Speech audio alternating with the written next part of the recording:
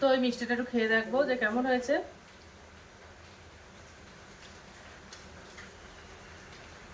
Hello বন্ধুরা, তো আমি আজকে আবার অন্যদিনের মতো নতুন একটা রেসিপি নিয়ে এসেছি। আজকে রেসিপি হচ্ছে সাবুদানা রসগোল্লা। তো চলো আমি রেসিপিটা কিভাবে বানাই তোমরা শেষ পর্যন্ত ভিডিওটি স্কিপ না করে দেখতে থাকো। তো চলো রেসিপিটা শুরু করি। এই সাবুদানা রসগোল্লাটা বানাতে দেখো আমার সাবুদানা নিয়ে নিয়েছি। এর মধ্যে 150 গ্রাম সাবুদানা আছে। তো সাবুদানাটা আমি ভালো করে পরিষ্কার করে ধুয়ে ভিজিয়ে দেব। ছোট দানা সাবুটা নিয়ে নিয়েছি, সাবুটা আমি ভেজাতে দেব। ভালো করে সাবুটা ধুয়ে নেব। ভালো করে সাবুটা ধুয়ে নিয়েছি। উষ্ণ গরম জল দিয়ে সাবুটা ভেজাতে দেব, তাহলে ভালোভাবে ভিজে যাবে সাবুটা। 30 মিনিটের জন্য সাবুটা ভেজাতে দেব। এবার আমি 30 মিনিটের জন্য সাবুদানাটা ভিজিয়ে রাখবো। আর উষ্ণ গরম জল দিলে সাবুদানাটা খুব সহজে ভিজে দেয়, তার জন্য আমি উষ্ণ গরম জল দিয়ে দিয়েছি। তো 30 মিনিট হয়ে গেছে, আমি 30 মিনিট পরে আবার চলে এসেছি। সাবুটা দেখো একদম পুরো ভিজে গেছে, দিয়ে চাপ দিলেই গলে যাচ্ছে। সাবুর মধ্যে দেখো অল্প একটু জল আছে, সাবুর জলটা আমি সেঁকে নেব।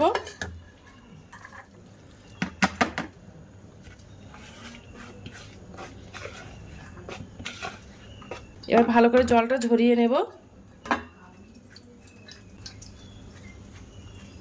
সাবুর থেকে জলটা ঝরিয়ে নিয়েছি।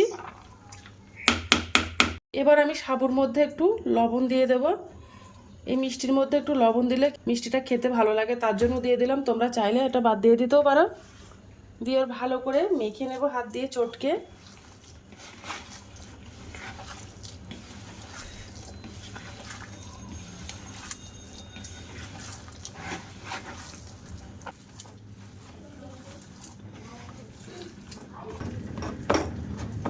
ডোটা দেখো ভালো করে চটকে মেখে নিয়েছি। আমি একটা ডো বানিয়ে নিয়েছি। এবার আমি মিষ্টিগুলো সব বানিয়ে নেব। এর থেকে রসগোল্লা যেমন শেপ হয় ওইভাবে দিয়ে নেব। খুব বড় বড় করব না, একটু ছোট ছোট সাইজের করব। একদম গোলাকার করে নেব।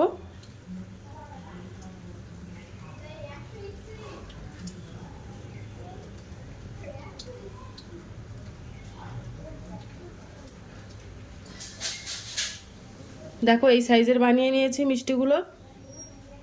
হাতে দিয়ে ভালো করে গোলাকার করে নেব।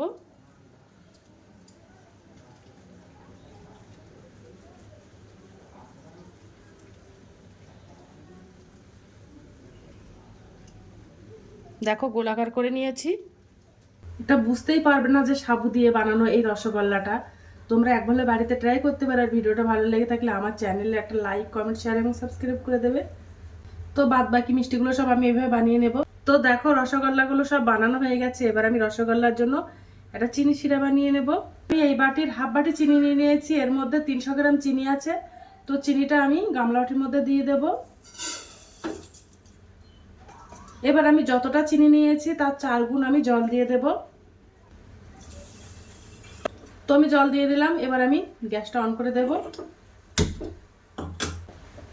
এবার আমি চিনিটা ভালো করে জাল করে নেব।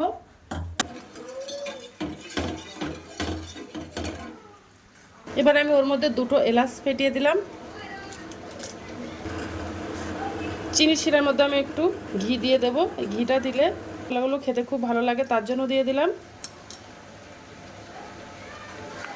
তো দেখো চিনি শিরাটা আবার ফুটছে। এবার যে আমি মিষ্টিগুলো সব বানিয়েছিলাম রসগোল্লাগুলো, সেই রসগোল্লাগুলো সব দিয়ে দেবো। শিরার মধ্যে রসগোল্লাগুলো সব দিয়ে দেবো একটা একটা করে।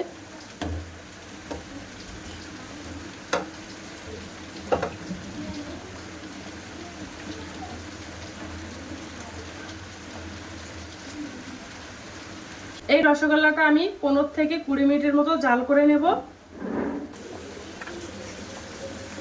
এইভাবে চিনি শিরার মধ্যে জাল করে নেব ফুটিয়ে।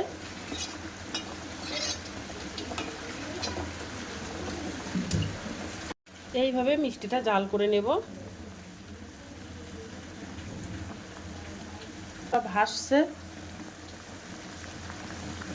চিনি শিরাটা আস্তে আস্তে ঘন হয়ে গেছে। তো দেখো মিষ্টিগুলো একদম ফুলে টইটুম্বুর হয়ে গেছে। দেখো কতটা সুন্দর হয়েছে।